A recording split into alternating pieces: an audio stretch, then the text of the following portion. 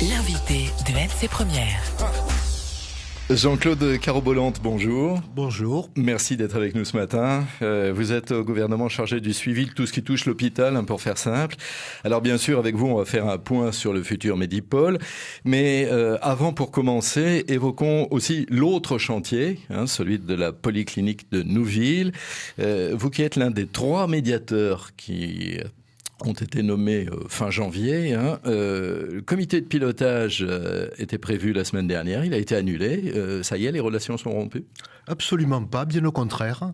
Et c'est pour ça qu'aujourd'hui, je me permettrai pas de vous donner trop d'avancées sur le sujet, parce qu'effectivement, on est en pleine négociation et je ne voudrais pas gêner les négociations qui avancent très bien. Ah oui, les négociations avancent, et comment se fait-il que ce COPIL alors ait été annulé ou suspendu, je sais pas. Parce qu'on pensait que les négociations allaient être abouties jeudi, puis finalement il y a eu encore une réunion vendredi matin au Ossaria, en présence des coutumiers et des représentants du gouvernement, et donc ça continue de négocier, ça se présente très bien pour l'avenir. Oui, en effet, les promoteurs se seraient engagés sur plusieurs points, et notamment sur des points qui achoppé un peu, l'évacuation des déchets, la plage qui resterait accessible 24 heures sur 24.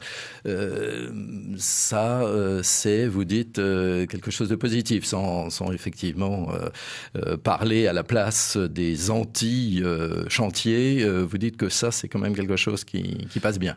Ça, c'est quelque chose qui passe bien. Et la plage accessible à tous, c'est prévu dès l'origine du projet. C'est-à-dire que le foncier de la Nouvelle-Calédonie allait jusqu'en bord de mer. Et donc, il y a une partie qui a été louée aux promoteurs pour construire leur bâtiment. Et toute la zone bord de mer, sur une largeur d'environ 150 mètres, a été cédée, est en cours de cession à la mairie pour justement faire un espace public et continuer d'aménager et de laisser tout ce secteur accessible au public. Mais c'est prévu dès l'origine du projet. Cela dit, samedi après-midi, les anti-chantiers ont lu au public la fameuse lettre qu'ils envoyeraient, qu'ils étaient censés envoyer hier, je crois, à l'ONU.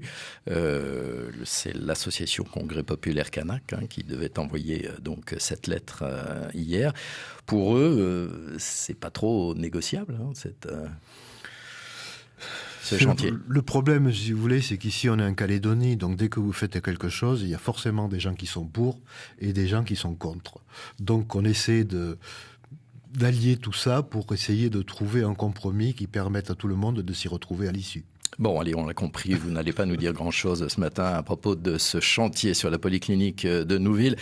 Jean-Claude Carobolante, donc notre invité ce matin, vous pouvez bien sûr, comme tous les matins, lui poser aussi vos questions 258. Alors, si tout de même ce chantier de polyclinique était abandonné, on ne s'en sortirait pas financièrement de remettre les 3 cliniques actuelles aux normes en vigueur, disait le futur directeur d'exploitation de cette éventuelle clinique de l'île Noumania. On pourrait se passer des cliniques une fois le Medipôle en service ?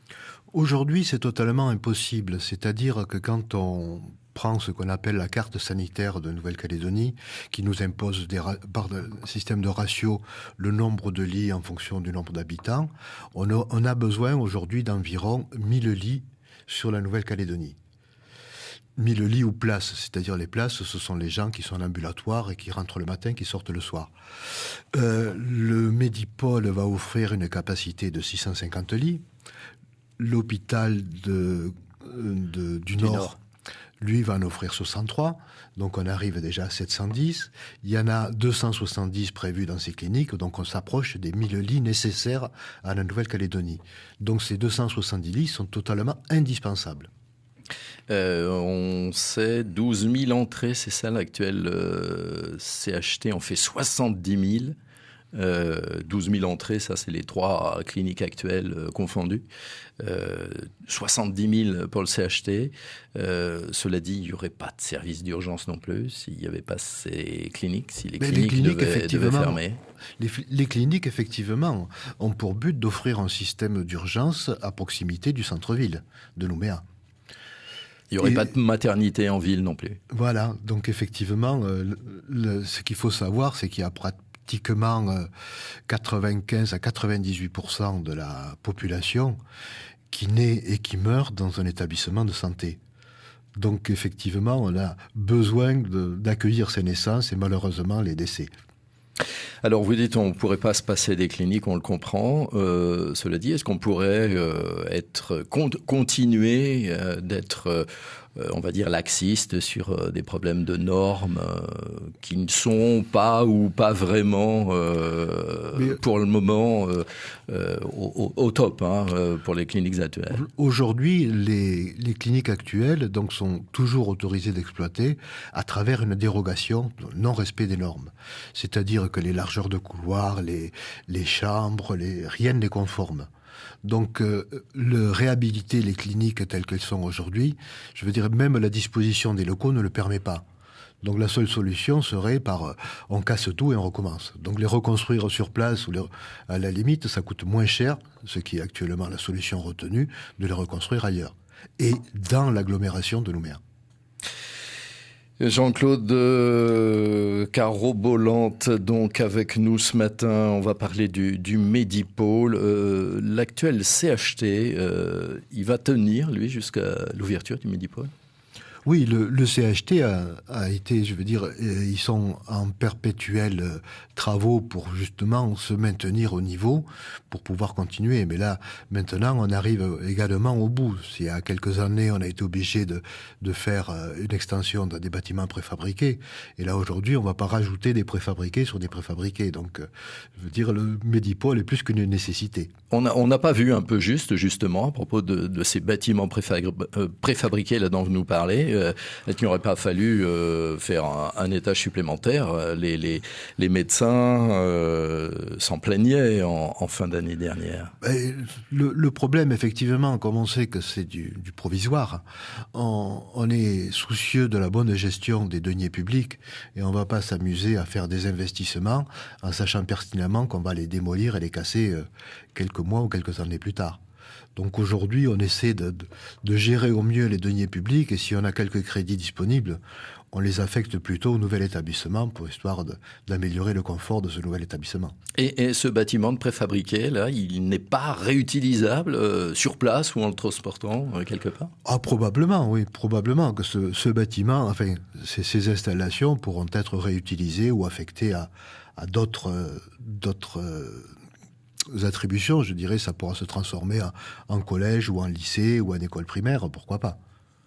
C'est l'intérêt de ces bâtiments modulaires qui permettent toute une évolution, quoi.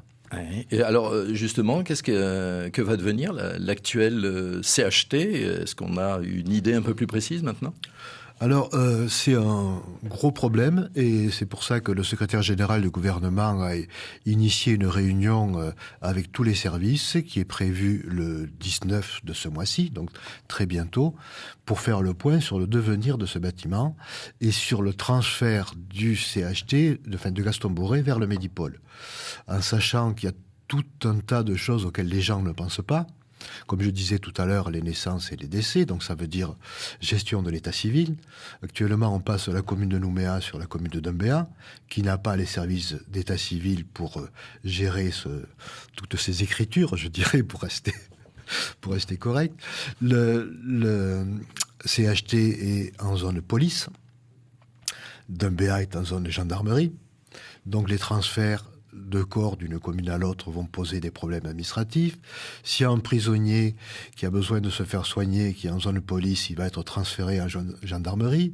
Donc comment on va régler tout ça? Donc je veux dire, les problèmes sont infinis ou quasiment. Donc c'est pour ça que le secrétaire général a organisé cette réunion le 19 de ce mois-ci pour essayer de faire une liste exhaustive de tous ces soucis qu'on va rencontrer, pour essayer de les traiter en amont, de telle manière qu'en novembre 2016, quand les premiers patients vont aller sur le Medipôle, tous ces problèmes soient réglés. Alors justement, vous parliez un petit peu du futur, mais en deux mots. Est-ce qu'on a un peu plus d'idées concernant la destination de cet actuel CHT? Qu'est-ce qu'on va en faire de ces bâtiments? Justement, je vous disais, on y travaille. Ouais. C'est-à-dire le devenir de ce bâtiment. Donc, dans une première étape, effectivement, il y a, au fur et à mesure que les services vont être libérés, donc c'est la mise en sécurité des bâtiments, au niveau électricité, gaz médicaux, éventuellement hébergement de squatteurs ou autres, donc il faut éviter tout ça. La DI3T, donc il y a une direction de la Nouvelle-Calédonie, travaille sur le sujet. Ils ont prévu de lancer début avril un concours d'idées, déjà pour appel à des urbanistes, pour voir ce qu'on peut faire. Il faut savoir qu'aujourd'hui, la Nouvelle-Calédonie loue pour presque 500 millions de loyers par an des locaux pour héberger toutes ces directions. Donc elle-même, donc le siège du gouvernement, est dans des locaux qui appartiennent à la province sud. Donc je veux dire, il y a un grand besoin de s'installer chez soi. Alors, pourquoi pas en partie sur ce site-là? Mais a priori, plus de médical. Plus de médical, non. Y compris dans ces locaux flambant neufs, les locaux techniques, les salles d'opération, etc. Tout ça sera détruit. Alors. Les locaux flambant neufs, vous faites allusion au bâtiment P, oui, mais qui date quand même déjà de 20 ans. Donc il n'est pas si neuf que ça. Jean-Claude Carobolante, chargé au gouvernement du suivi des opérations hospitalières, est notre invité ce matin avec vos questions. N'hésitez pas, 258 est à votre disposition. Venons-en au Medipôle. La date d'ouverture, Jean-Claude Carobolante, n'a pas évolué ces derniers temps. On en reste aux dates précitées il y a quelques mois. Donc on est toujours effectivement sur le délai initial qui prévoit une livraison en janvier 2016. Au 9 janvier 2016. Voilà, c'est la date fatidique à partir de laquelle il y aura des pénalités. Mais aujourd'hui, on est extrêmement confiant sur cette date de livraison. Le premier patient devrait être dans les murs au premier trimestre 2016. Ah non, le premier patient sera dans les murs en novembre 2016. C'est-à-dire que quand on livre le bâtiment, il faut que le CHT en prenne possession. C'est-à-dire, comme c'est un bâtiment tout neuf, avec des installations extrêmement modernes, donc il faut déjà s'accoutumer aux installations. Il faut installer tout l'appareillage biomédical, donc c'est-à-dire tous les matériels d'introspection, les scanners, IRM et autres, l'équipement des blocs opératoires. Enfin, il y a tout un travail d'aménagement et de médicalisation du bâtiment qu'on va livrer. Donc c'est pour ça qu'il y a une dizaine de mois de travail qui va être réalisé par le CHT pour médicaliser le bâtiment qu'on va lui livrer. Donc le CHT aura ses patients au moins jusqu'en novembre 2016. Voilà. Franck est avec nous ce matin au 258. Merci d'être avec nous. Oui, bonjour. Je voulais poser une question à votre invité qui paraît un peu évasive sur la suite du CHT quand même, qui est un bâtiment historique. Je trouve ça quand même un peu bizarre qu'à l'heure d'aujourd'hui, on ne sait pas ce que va devenir ce bâtiment historique. J'espère que ce ne sont pas encore les promoteurs qui vont s'accaparer ce lieu historique de Nouvelle-Calédonie. Merci Franck. Effectivement, Jean-Claude Carobolante, vous parliez tout à l'heure d'un concours début avril. On imaginait que c'était déjà entamé tout ça. Ben, on y travaille le temps, comme je vous disais, de recenser tout ce qui se passe autour des besoins et autres. Il y a effectivement sur le site de Gaston Bourré, il y a 2 bâtiments qui sont classés, auquel on ne peut pas toucher. C'est le bâtiment qui est carrément dans l'angle côté port et le porche à l'entrée, les bâtiments sur la rue où l'entrée piéton. Et après, il y a des bâtiments qui sont dignes d'intérêt sur lesquels, effectivement, on va mettre un veto pour conserver au moins les façades. Mais effectivement, les bâtiments, style le bâtiment central, lui, est digne d'intérêt historique, donc on va demander à ce que les façades soient conservées. Mais le bâtiment par lui-même est une ruine. Il est d'ailleurs aujourd'hui fermé au public. On revient un petit peu à ce Medipôle. Sur les 5 zones du chantier, la zone mère-enfant avait un peu de retard en fin d'année dernière. C'est un retard qui est comblé maintenant ? Oui, on a fait un point, la dernière réunion, ce qu'on appelle réunion des maîtrises, qui regroupe tous les intervenants, tous les maîtres d'œuvre et autres, a eu lieu le 3 mars, donc c'est tout récent. Et au cours de cette réunion, on a refait un point et effectivement, tout le monde a confirmé la bonne évolution du chantier et le respect des délais. Allez, on va parler peut-être de ce qui fâche, les coûts. En septembre, certains avaient parlé d'un doublement des coûts. C'était une affirmation qui avait été contestée. C'était le président du conseil d'administration de la CAFAT qui avait dit que ça sera 2 fois plus cher que le CHT. On en reste à 20% en plus par rapport à l'actuel CHT ? Oui, parce que, si vous voulez, c'est pas parce qu'on déménage qu'on va changer le nombre de malades.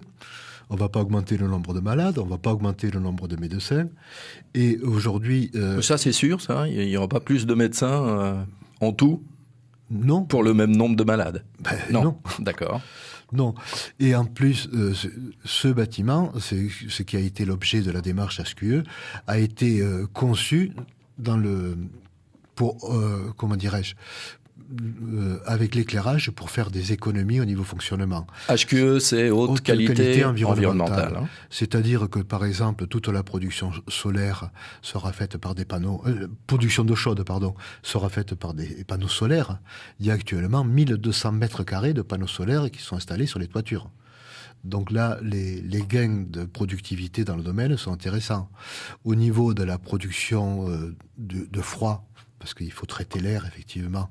Donc, ce sont des groupes froids d'une nouvelle technique qui sont ce qu'on appelle des paliers magnétiques pour éviter justement les frottements et les usures et donc des pertes en fonctionnement. Donc, je veux dire, tout a été conçu pour aller dans le sens des économies d'énergie. Il faut savoir également que sur ce Medipôle, on a prévu d'installer le pôle de traitement du cancer, où on va faire de la radiothérapie. Aujourd'hui, tous les gens qui sont malheureusement atteints de cette vilaine maladie partent soit en métropole, soit en Australie. Quelqu'un qui va se faire traiter en radiothérapie en Australie, il faut savoir que ça coûte à la CAFAT entre 50 et 70 millions de francs. Donc c'est pas négligeable. Et tout ça sera fait ici. Donc effectivement, c'est des gains au niveau même des soins. Les patients étant traités à proximité de chez eux, ils ont un confort qu'ils n'ont pas quand ils sont expatriés. Donc au niveau réussite dans les soins et autres, on va dans le sens de l'efficacité. Donc globalement, ça devrait pas être plus cher.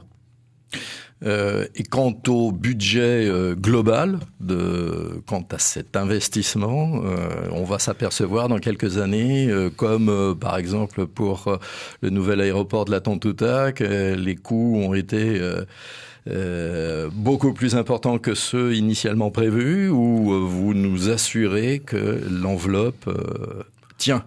Aujourd'hui, je peux vous assurer que l'enveloppe tient, c'est-à-dire que le budget affecté à cette opération est de 50 milliards. On en est à une dizaine de mois à peine de la livraison. Sur les 50 milliards de travaux, on en a déjà réalisé 46. Donc la marge, je veux dire, de manœuvre ou d'aléa diminue de plus en plus. Donc effectivement, le risque de dérapage est aujourd'hui, je dirais, pratiquement impossible.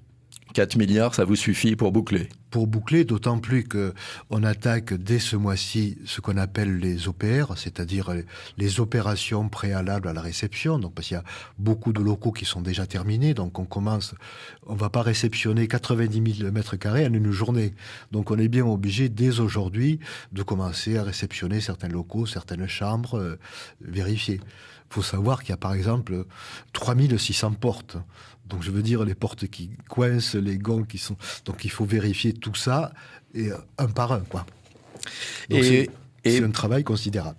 Et pour tout ce qui est l'environnement de cette ville dans la ville, on est à peu près dans les temps, les routes sont correctes ou le seront, les accès, les parkings? Les parkings sont prévus dans notre opération, donc ils sont budgétés, ils sont en partie déjà commencés, en cours de réalisation. Les voies d'accès, ça dépend pas de nous, ça dépend de l'aménageur, de la ZAC. Oui, cela dit, c'est fondamental, ça. À la dernière réunion, ils nous ont promis que ce serait prêt en 2016. Donc, on est obligé de faire confiance aux gens. On va pas se substituer à tout le monde. Il n'y a pas un petit doute dans vos propos, là? On n'est jamais à l'abri d'un dérapage, c'est clair. Mais bon, a priori, ça a l'air bien enclenché. Jean-Claude Caroubolante, notre invité de la matinale. Vous pouvez nous réécouter bien sûr en cliquant comme tous les jours sur ncpremière.nc. Même adresse aussi pour poser vous-même vos questions sur la page Facebook de notre site.